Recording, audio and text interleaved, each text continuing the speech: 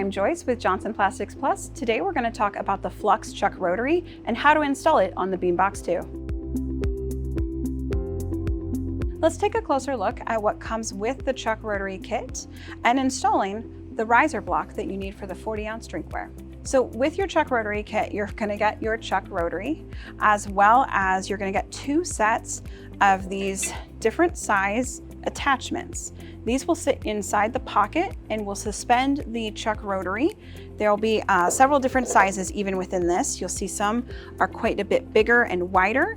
The largest one is what the Chuck Rotary, the back, which is where primary weight is at. You'll want to sit that on there. One of the smaller ones can suspend in there and support this end.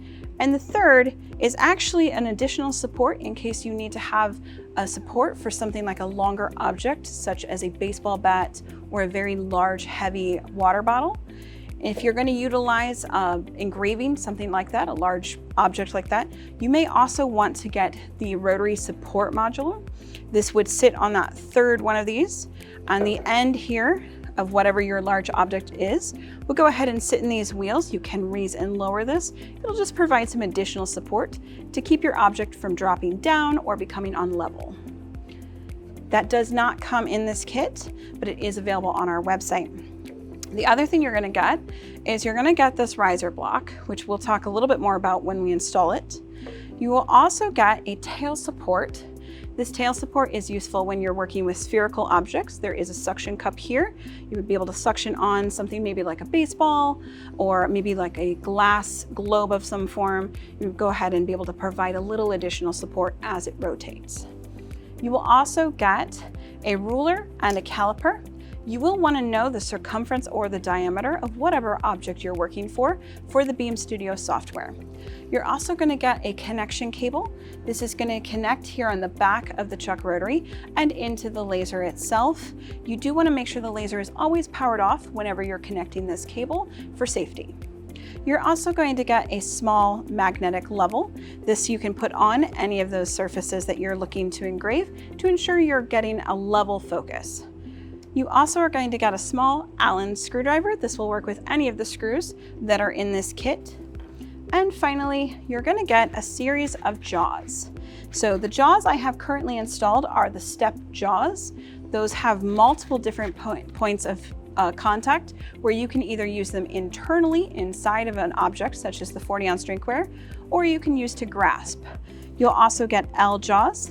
L jaws only have foam on one side. They're intended for grasping. And you will also get small metal circular jaws.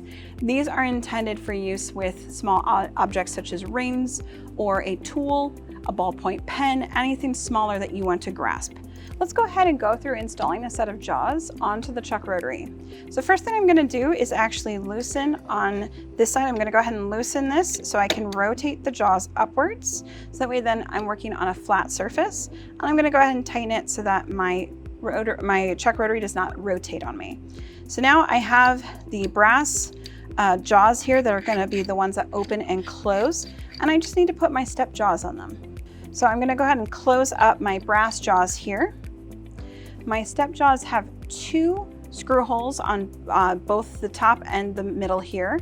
They also have foam, if you notice, both on the inside and on the outside. This makes them really great for a variety of size objects.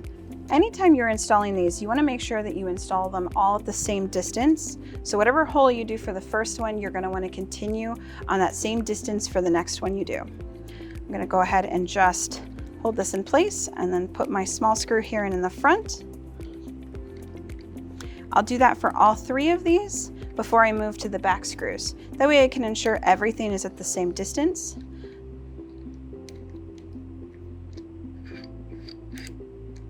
Sometimes opening it up makes it a little bit easier to do this. We'll install the third one here.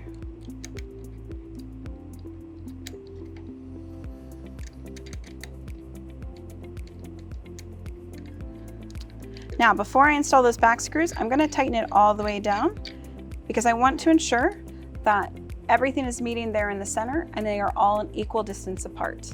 This ensures that as I expand into my object or I grasp it, that it is not lopsided and not rotating with a weird angle that would cause my engraving to be uneven.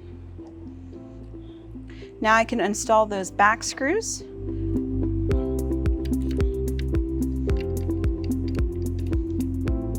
Finally, you do want to just make sure everything is snug so that nothing vibrates while the chuck rotary is rotating. Now I'm ready to place an object on my chuck rotary. In order to engrave our 40-ounce drinkware, you will need the riser block. This will give you the additional height that you need to be able to engrave this with the handle still attached. In order to install that, we're going to go ahead and flip our rotary over. There are 4 screws here in the bottom that will remove this base plate from the chuck rotary itself. We'll install the riser here between those two and then reinstall the base plate with the longer screws. To start with, I'm going to remove the screws here from the bottom so that I can take the base plate off of the chuck rotary.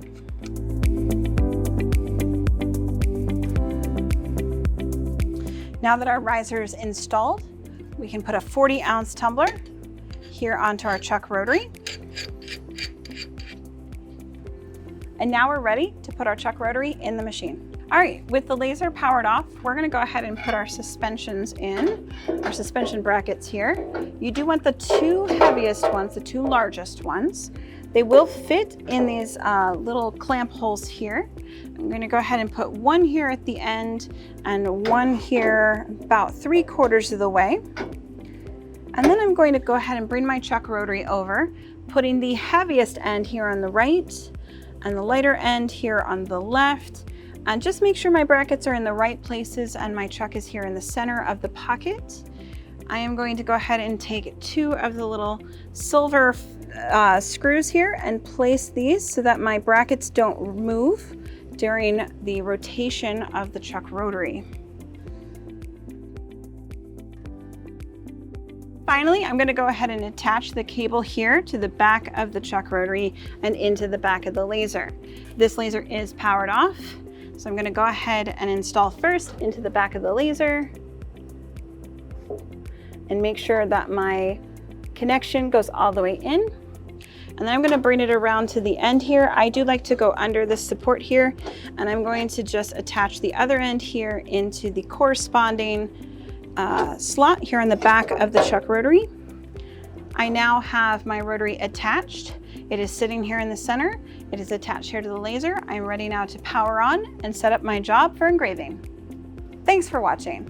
I am Joyce with Johnson Plastics Plus. If you have any follow-up questions about the Flux chuck rotary or the Beambox 2, feel free to reach out to our customer service department.